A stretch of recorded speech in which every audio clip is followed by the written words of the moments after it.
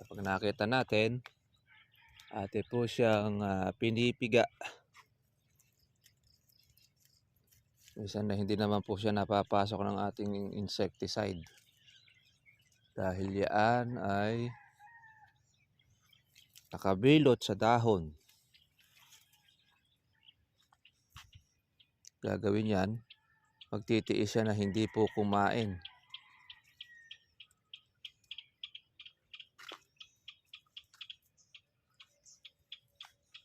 Ay, yung ating ampalayang ligaw. Napakasarap nito sa munggo. May extra.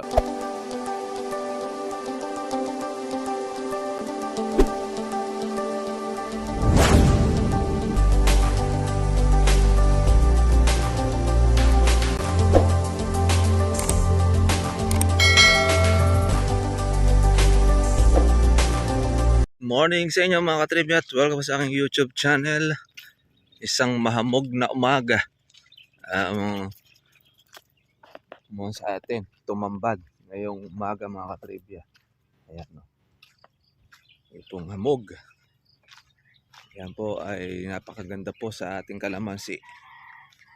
Ay nag-iipon ng ating basa para ayan, makakuha ng tubig kahit sa kabila po mga ka-farmers ng crisis. Yan sa gitnang silangan. Ito po yung ating kalamansi. Ating mga bulaklak. Meron tayong mga maliliit.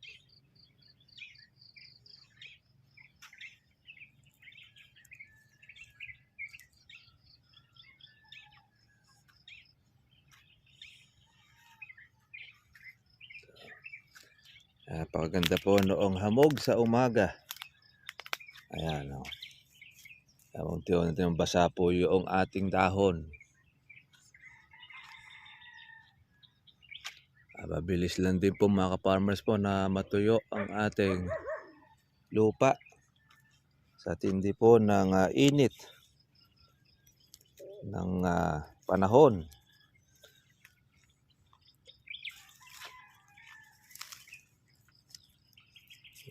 Bulaklak po na ating inaalagaan para sa susunod ating harvest. Yan, yung ating pong pan-July.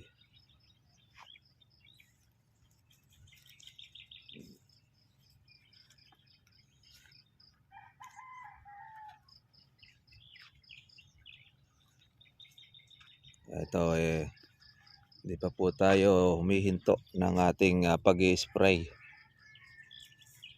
dahil marami pa po tayong mga bulaklak na sinusuportahan. Yan, sa mga dulo. Ayan, kailangan po nating yan ay sprayin, lalo na ang ating pong patubig. Yan, malaki na po yung ating inalagaan. Gaholin na iba ang ating pangmayo mga katribya. Good morning, magandang umaga sa lahat ng ating mga ka-farmers. Maganda po ang bukas po ng ating umaga dahil sa hamog ng panahon. Para po maibsan po ang init ng ating mga kalamansi. Kaya gumaganda-ganda na rin po yung dahon. Dahil doon sa mga harabas.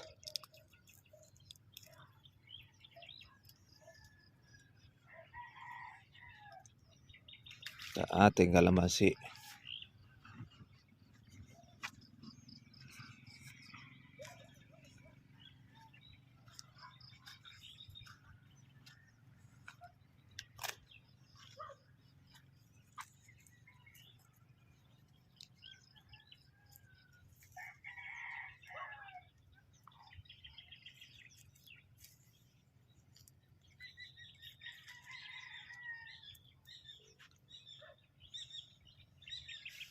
Ating mga bulaklak.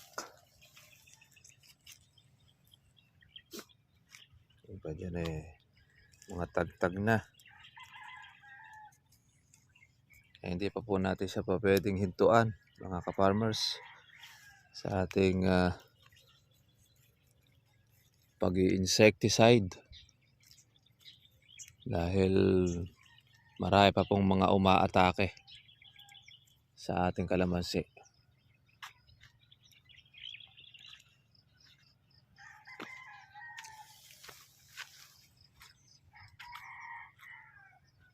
Yung mga sumisira ng dahon, yung harabas, kumakain ng bunga. Kahit buo ay kanya pong nilalantakan. Yan po ay nasa mga dahon niya na nakakolorot.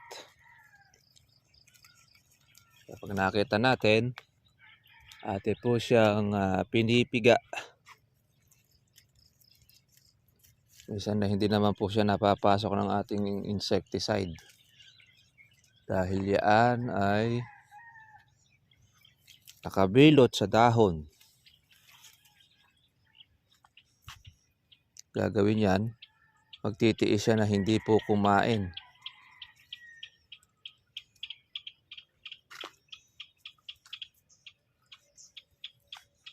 Yung ating ampalayang ligaw, napakasarap nito sa munggo. May extra ulam na tayo.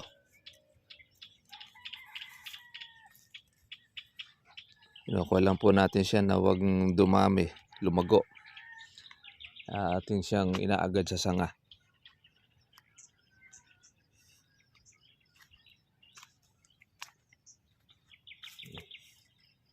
Yung ating mga bunga, nakikita na po siya.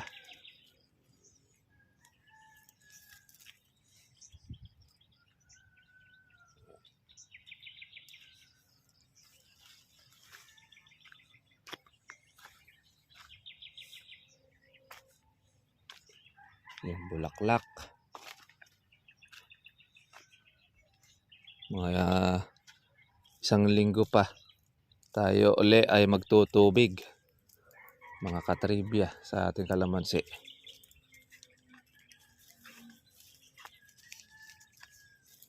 At tubig sa tindi ng init. Kaya mga kailangan uli ng ating budget.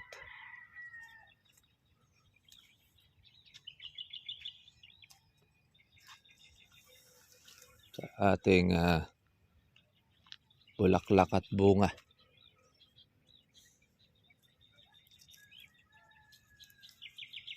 Yan, madami rin pong mga bulaklak.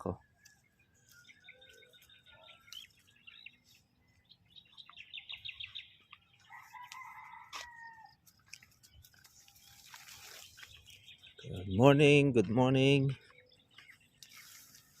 Happy farming sa maagang gumigising.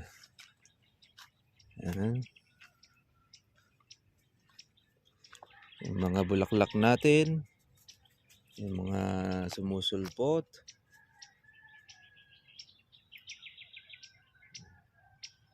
Marami na naman sila.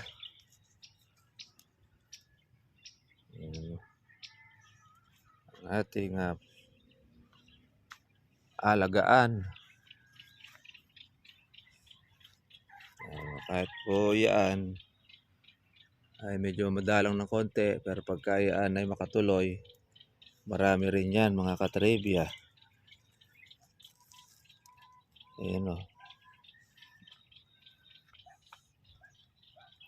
Importante yan ay follow up ang ating regular spray.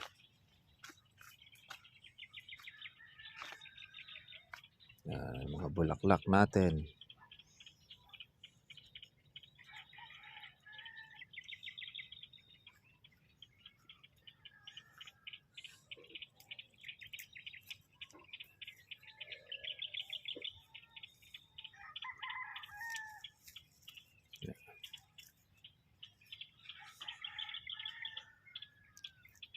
sumusulpot.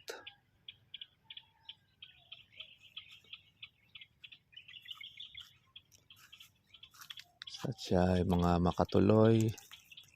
Okay na. Lokal lang po natin itong mga kumpul-kumpulan. Dahil minsan dyan po nagtatago yung mga uod, yung harabas. Yan ang kumakain sa bunga ng kalamansi. Kaya hindi mo natin mapupuksa. Makakapanira uli ito kung makakakain uli ng bunga.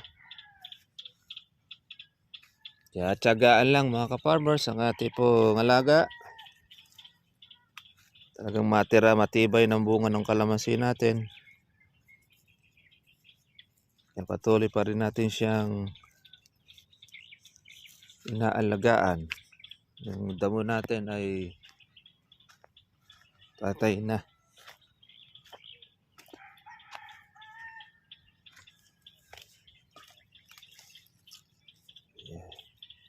Sasapot. Yan, mayroong lugar na marami pong labas na bulaklak. May area naman siya na hindi po ganon kadami ang bulaklak.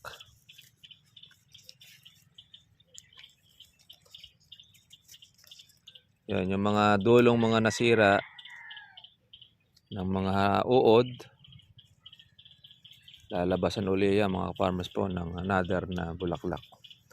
Kaya bulaklak po siya ng bulaklak, tuloy-tuloy.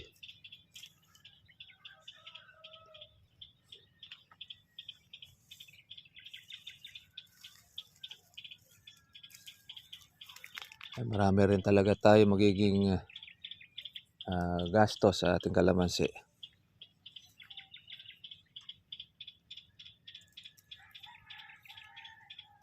Yan, meron naman po tayong mahahalaw para naman po sa kanyang maintenance. Yan. Kahapon nandun tayo sa ating bagong farm na Batang Kalamansi. Napakaganda po ng dahon, sariwan-sariwa. Napakarami pong bulaklak na lumabas. At marami po doon ay mga tagtag na. Ngayon yung ating mga tauhan, spray sila ngayong umaga. Kaya madaling araw pa lang sila ay nagpunta na doon dahil mahirap po yung abutan po ng init ng panahon. Kaya magiman po sa ating pag-i-spray mga katribya po ng ating kalamansi. Dapat ay maaga. Pag tayong paaabot ng mga alas 9 ay grabe ang init kasi yung gamot po natin ginagamit pagkayaan mainit ang panahon, doble po pahirap sa kalamansi. Kaya hindi rin po magiging mabuti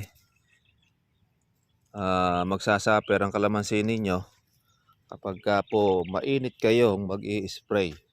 Lalo na sa mga bulaklak, malalagas po yan, maluluto. Kaya ganyan po natin alagaan ng kalamansi. Ino-consider natin ang panahon. Sa gawin na ito, hindi masyadong nanalakay po ang harabas. Kaya marami po ang bunga. Maganda ang bunga sa gawin natin ito. Pero sa may parting bandang gitna, talagang ang harabas ay masyadong nagalit.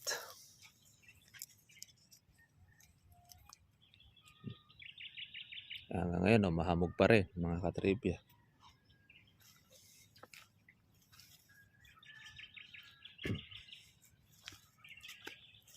Sige mga farmers, ayan ang ating monitor sa bunga po ng ating kalamansi. Sa isa nating area ay marami rin pong bunga. Napitas din po natin yon at meron pa tayo pong nabinbin na hindi pa po natin kukuha. Pagka po ang kalamansi ay maganda ang dahon, maganda po ang kanyang bulaklak, asahan po ninyo marami po siyang possible na maging bunga. Yan. Buo naman po ang mga bunga po natin dito sa gawin na ito. Wala naman tayong gano'n po naging maraming problema. Yun nga lang, yung mga iba na natamaan po ng ating mga harabas, yan, mga nakagitaw sila. Kaya, pero yung mga hindi naman natin mga natamaan, ayan, kadami po ng bunga. Ayan, kung ano po yung matitira. At yun na magiging maiiwan sa atin. Pagpasalamat natin sa Panginoon.